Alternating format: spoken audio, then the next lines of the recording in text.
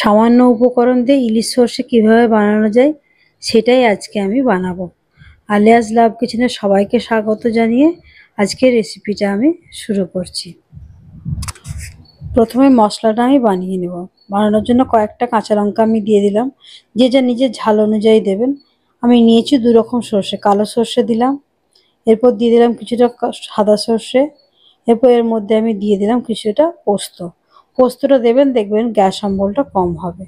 এবার সর্ষের যে কোনো উপকরণে একটু পোস্ত ব্যবহার করবেন, দেখবেন এটা দিলে কিন্তু স্বাদও ভালো হয়, গ্যাস অম্বলও কম হয়। এরপর মাছটা আমি নিয়ে নিয়েছি, মাছটা ধুয়ে পরিষ্কার করে নিয়ে এর মধ্যে আমি এরপর একটু নুন হলুদ মেখে রাখবো। নুন হলুদ আপনারা যদি না ইচ্ছে করে মাখতে নাও পারেন, নুন হলুদটা মাখিয়ে রাখলে তবে মাছের মধ্যে কিন্তু নুনটা ভালোভাবে ঢুকে যায়, ওই জন্য আমি একটু নুন হলুদটা মাখিয়ে রাখবো। প্রথমে আমি নুনটা দিয়ে দিলাম, এরপর এর মধ্যে আমি হলুদটা দিয়ে দেবো, দিয়ে মাখিয়ে কিছুক্ষণ আমি রেখে দেবো।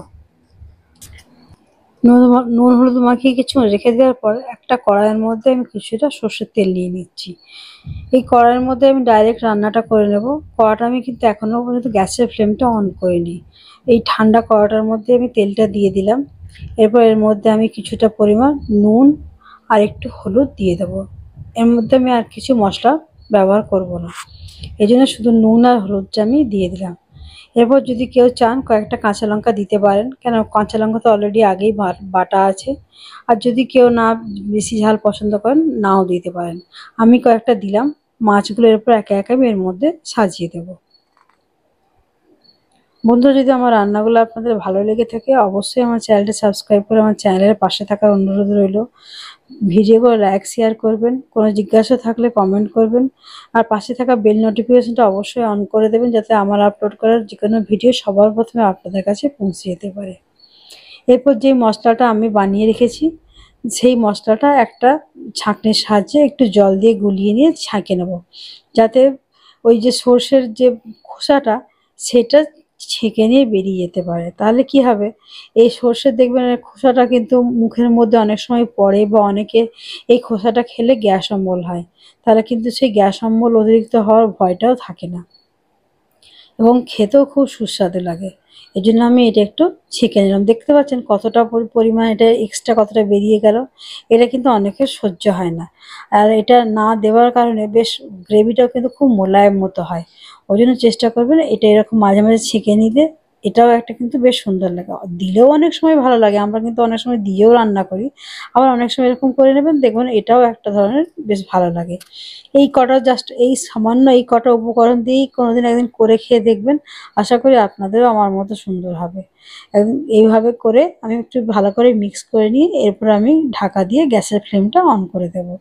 এবার 5 মিনিট 5 আমি গ্যাসটা ঢাকা দিয়ে রেখে দেবো। তারপর আমি খুলে দেখব যে আমার কি অবস্থায় হয়েছে। আর কোনো রকম মশলার ব্যবহার কিন্তু এর মধ্যে আর করব না। ওই জন্য আপনাদের বলেছিলাম যে সামান্য উপকরণ দিয়েই এই রান্নাটা কিন্তু আমার হয়ে যাবে। এরপর এই ঢাকাটা খুলে আমি একবার দেখব যে আমার রান্নাটা কতদূর কি হয়েছে।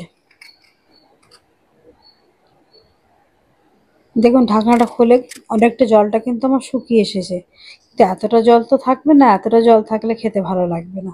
আর একটু কিছুটা জলটা শুকিয়ে যখন তেলটা বেশ সুন্দর ছেড়ে যাবে, তার মানে আমি বুঝবো যে আমার রান্নাটা হয়ে গেছে।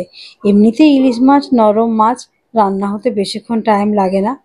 এতে একটু মাছগুলো আমি একটু হালকা হাতে উল্টে পাল্টে দিচ্ছি, যাতে ওপরগুলো একটু বেশ সুন্দর মতো হয়ে যায়। একটু উল্টে পাল্টে নিতে নিতেই দেখবেন আমার মাছটা কিন্তু হয়ে যাবে। ইলিশ মাছ রান্না হতে মোটামুটি 5-7 মিনিট থেকে 10 মিনিটের মধ্যেই কিন্তু হয়ে যায়। তবে কেউ পছন্দ করেন একটু হালকা ভেজে রান্না করতে, কেউ কাঁচা। তবে এরকম একবার বানিয়ে দেখবেন, আশা করছি আপনাদেরও ভালো লাগবে।